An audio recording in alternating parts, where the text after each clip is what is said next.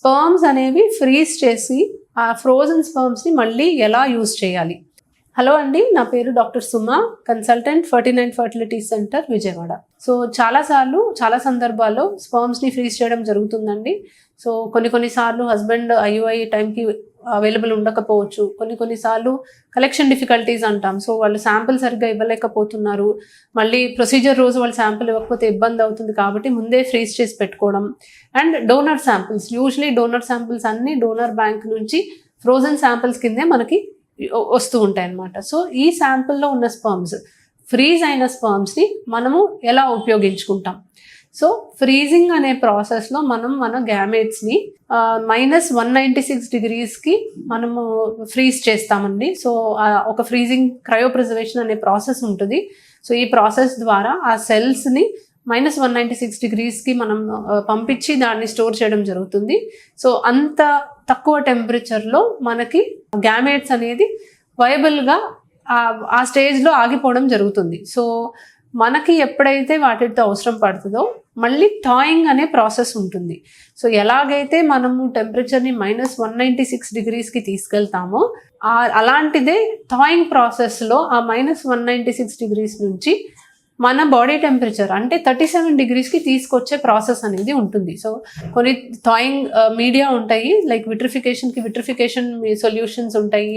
Vitrification చేసిన తర్వాత frozen గ్యామెట్స్ని మనం స్టోర్ చేయడానికి కొన్ని స్ట్రాస్ ఉంటాయి.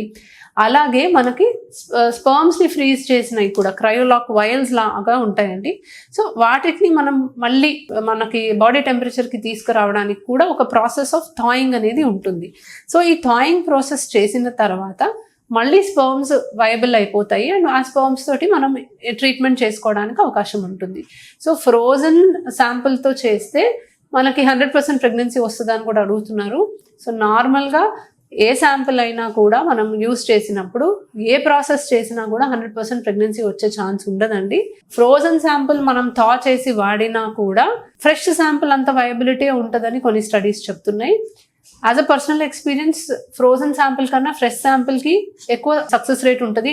In terms of IUI success rate చూసినా లేకపోతే ఎంబ్రియో ఫార్మేషన్ చూసినా కూడా ఫ్రెష్ శాంపుల్కే మేము ఎక్కువ ప్రిఫరెన్స్ ఇస్తామండి. బట్ ఒకవేళ ఫ్రెష్ శాంపుల్ పాసిబిలిటీ లేదు అన్న వాళ్ళకి definitely frozen third sample is also a good alternate option. So అసలు ఆప్షన్ లేదు అన్న దానికన్నా కూడా ఇది గుడ్ ఆల్టర్నేట్ ఆప్షన్ అనే చెప్పుకోవాలి.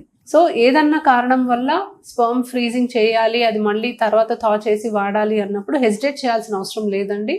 It is a tested procedure and దీనివల్ల ఎటువంటి హాని జరగదు, ప్రెగ్నెన్సీ రేట్స్ తగ్గవు, అలాగని పెరిగే అవకాశం కూడా లేదు. ఇప్పుడు ఏ ట్రీట్మెంట్లో అయినా కూడా ఒక సర్టన్ సక్సెస్ రేట్ అనేది ఉంటుంది, అది మెయింటైన్ అవ్వడానికి ఛాన్స్ ఉంది. సంతానలేమి సమస్యలకి ట్రీట్మెంట్ తీసుకుని ప్రెగ్నెన్సీ వచ్చిన వాళ్ళ బేబీస్కి కూడా సంతానలేమి సమస్యలు ఉంటాయా?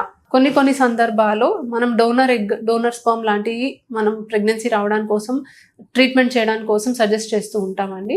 సో ఇలా డోనర్ ద్వారా మనం చేసినప్పుడు కూడా బేబీస్ పుట్టినప్పుడు వాళ్ళకి సంతానలేమి సమస్యలు వస్తాయా అనేది అడుగుతున్నారండి. సో నెక్స్ట్ జనరేషన్లో కూడా ఇదే ఇన్ఫర్టిలిటీ ప్రాబ్లం మళ్ళీ వస్తుందా అనేది మనం క్వశ్చనబుల్ అని చెప్పాలి. సో కొన్ని జెనెటిక్ ప్రాబ్లమ్స్ ఉండొచ్చు. సో కొంతమందికి 0 స్పర్మ్ కౌంట్ ఉంటుంది, వాళ్ళకి కొన్ని జెనెటిక్ ప్రాబ్లమ్స్ వల్ల 0 స్పర్మ్ కౌంట్ ఉంటే అది నెక్స్ట్ జనరేషన్కి మళ్ళీ పాస్ ఆన్ అవ్వడానికి అవకాశం ఉంటుంది.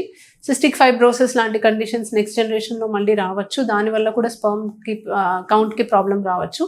సో కొన్ని జెనెటిక్ కండిషన్స్ ఉంటే అది నెక్స్ట్ జనరేషన్లో కూడా ఉండి మీ బేబీస్కి కూడా ఇదే ప్రాబ్లం రావచ్చు. బట్ యూజువలీ ఇలాంటివి మనం టెస్ట్లు చేసినప్పుడు కనిపెట్టి అలాంటి ప్రాబ్లం మళ్ళీ మీ బేబీస్కి రాకుండా ప్రీ ఇంప్లాంటేషన్ జెనెటిక్ టెస్టింగ్ ద్వారా నార్మల్గా ఉన్న ఎంబ్రియో సెలెక్ట్ చేసి ఐవీఎఫ్ ద్వారా మీకు హెల్తీగా బేబీ పుట్టేలాగా మనం ట్రై చేసుకోవచ్చు.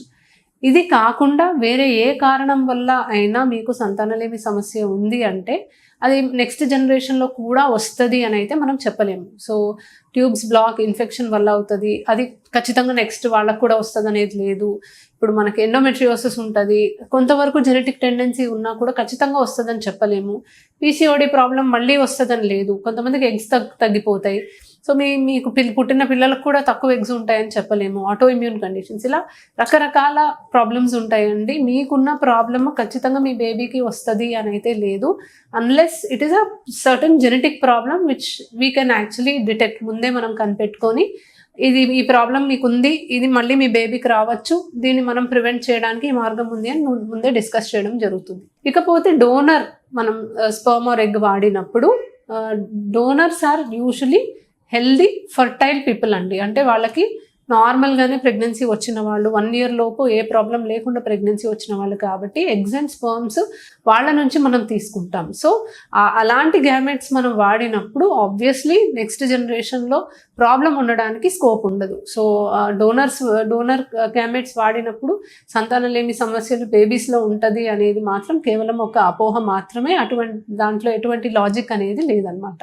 సో ఎవరికైతే డోనర్ ఎగ్ అండ్ స్పర్మ్ అవసరం ఉంటుందో నిశ్చింతగా మీరు ముందుకెళ్ళచ్చు. మీకు కనుక నిజంగా అది ఇండికేటెడ్ అయితే మీరు నిశ్చింతగా ముందుకెళ్ళచ్చు.